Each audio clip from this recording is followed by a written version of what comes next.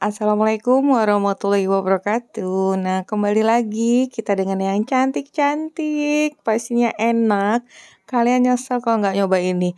Ini adalah ide jualan yang paling laris, manis, dan paling dilirik juga diminati semua orang. Awalnya ini untuk konsumsi sendiri loh, kok laris? Oke, ikuti aja tutorialnya sampai selesai. Sebelumnya jangan lupa like, subscribe, nyalakan lonceng aktifnya juga komentar. Untuk pertama, kita masukkan dulu tepung terigu protein rendah. Untuk tepung terigu protein rendah boleh merek apa aja. Di sini Mama Ji menggunakan kunci biru. Kemudian 3 sendok makan gula pasir, ragi instan.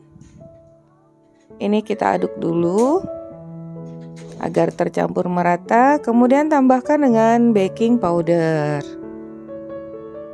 Kembali kita aduk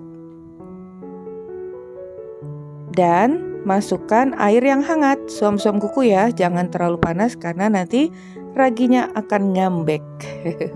Akan ngambek. Nih kita aduk sampai merata. Lebih enak lagi kalau langsung aja kita campurkan menggunakan tangan langsung. Kalian boleh menggunakan sarung tangan juga ya. Ini kita folding sampai tercampur merata, kemudian masukkan garam. Setelah itu masukkan mentega putih atau shortening. Kita gunakan mentega putih agar nanti hasil kuenya juga terlihat lebih terang, lebih putih, tidak berwarna kecoklatan ya. Kalau kalian menggunakan margarin juga boleh, tapi hasilnya lebih kekuningan. Setelah tercampur dengan merata, ini akan kita istirahatkan 30-60 menit ya, sesuai dengan suhu ruangan. Yang pasti sampai mengembang 2 kali lipat karena kita tidak mengulen atau menggunakan mixer. Tapi kalian juga boleh menggunakan mixer. Kemudian margarin yang kita tambahkan dengan coklat DCC yang udah diparut dulu. Ini kita panaskan dengan api yang kecil sampai coklatnya meleleh saja. Jadi tidak terlalu lama, tidak sampai mendidih. Kita angkat, aduk dulu ya. Nah, ini kita akan buat bahan isiannya. Kemudian masukkan gula halus yang udah disaring biar nggak berketul. Biasanya kan gula halus tuh membatu tuh. Kemudian masukkan coklat bubuk, aduk lagi, masukkannya satu persatu. Lalu terigu, tepung terigunya boleh serbaguna, boleh protein sedang, kemudian maizena. Nah, setelah satu persatu ini kita langsung masak lagi dengan api yang kecil sampai adonannya itu lebih mengental seperti ini. Nah, seandainya adonannya terlalu encer, kalian bisa tambahkan dengan tepung terigu. Kalau adonannya terlalu padat, bisa ditambahkan dengan margarin. Mudah kan? Oke, kita sisihkan dulu. Sekarang kita kembali ke bahan adonannya. Ini udah mengembang 2 kali lipat. Tadi tergantung suhu ruangan. Kalian juga bisa langsung menggunakan mixer. Kalau menggunakan mixer nggak perlu nunggu sampai 1 jam tentunya ya, bisa lebih cepat. Nah, sekarang kita taburi sedikit permukaannya dengan terigu dan akan kita sisihkan sedikit aja. Sedikit banget nih ya. Untuk nanti untuk hiasannya. Adonan yang besar ini kita bulatkan dulu. Setelah di folding tadi, 1 kali putaran aja.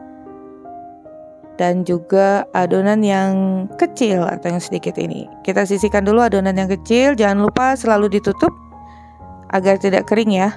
Nah, untuk adonan yang besar ini kita bagi menjadi 8 bagian atau sesuai selera kalian. Kalau 8 bagian itu cukup besar, jadi kalian bisa mengurangi. Ini kurang lebih 60 gram, jadi bisa 40 gram juga cukup. Kemudian kita rounding atau bulatkan semuanya seperti ini ya. Tuh, adonannya cukup besar. Kalian bisa lihat aja caranya. Hasilnya sangat halus, permukaannya mulus. Semuanya kita bulatkan. Kalian tuh terus aja pantengin ya, karena banyak tips-tips loh sepanjang perjalanan video ini. Kalau udah semua, ini kita tutup, rilekskan selama 15 menit agar nantinya mudah untuk kita rounding. Untuk adonan yang kecil tadi kita bagi lagi, satu bagian agak besar dan sedikit aja lagi yang kecil. Yang besar ini kita beri warna merah. Kita campurkan di wadah aja biar nanti papan kerjanya nggak ternoda oleh warna merah. Nah, ini sudah tercampur merata. Begitu juga untuk adonan yang kecil ini akan kita beri warna hijau. Pewarna makanan atau perisai makanan juga boleh. Caranya juga sama, bisa kita campurkan aja di bowl biar papan kerjanya bersih. Udah, jangan lupa ditutup agar tidak kering. Sekarang kita beralih ke adonan yang besar, adonan rotinya ya. Nih, sekarang ambil dari urutan yang pertama tentunya. Pasti udah lebih mengembangkan. Nah, ini kita pipihkan. Ukurannya kurang lebih berapa ya? 12 cm. Sepanjang itu ya 12. Dan kita beri isian. Nih, isiannya itu agak padat tapi juga serpihan seperti itu ya. Nah, sekarang kita tutupkan bentuk seperti pastel. Jepit pada bagian tepi agar tidak bocor. Kalau udah, gunakan garpu. Jika melekat, garpunya bisa dicelup dulu di tepung. Nih, seperti itu. Kalian bisa lihat. Dan kita bentuk seperti kelopak bunga. Nah, seperti ini. Kalau udah, letakkan di atas baking paper agar nggak melekat nantinya pada loyang.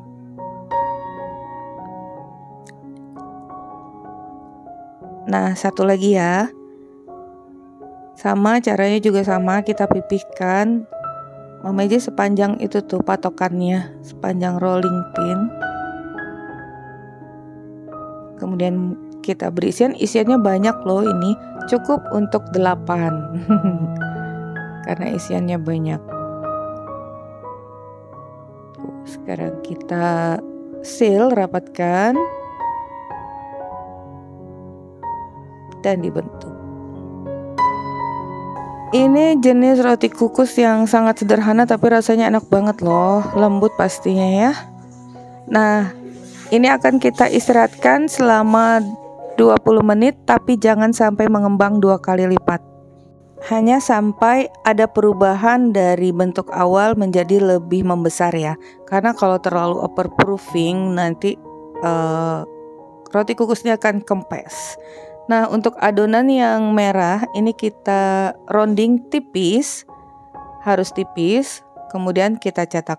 Kenapa tipis? Karena kita tidak menginginkan nanti kontur atau bentuknya ini ikut melembung gitu loh. Nih, seperti ini tipisnya. Jadi untuk garnish atau hiasannya diharapkan tidak ikut melembung. Nanti tampilannya jadi tidak cantik. Kita siapkan air. Nah, sekarang olesi sedikit permukaan roti ini dengan air agar nantinya hiasan-hiasan yang kita letakkan di atasnya bisa menempel. Nih, seperti ini. Kalau untuk hiasannya sih sesuai selera lagi ya. Mau berapa bunga kayak, mau 4 atau mau 1. Tergantung dari kreasi kalian sendiri. Nah, ini dibantu dengan wijen hitam biar lebih hidup.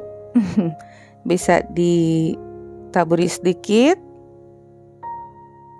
Begitu juga dengan adonan yang hijau tadi, kita tipiskan setipis mungkin, kemudian dipotong-potong memanjang aja, menyerupai rumput bentuknya atau daun panjang.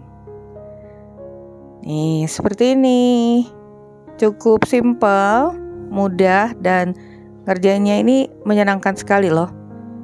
Nah, satu tips lagi untuk adonan roti ini setelah mengembang seperti ini ya, setelah membung, itu kalau untuk bagian tepi bisa kalian tegaskan lagi konturnya, bisa dijepit atau ditekan ulang lagi dengan garpu.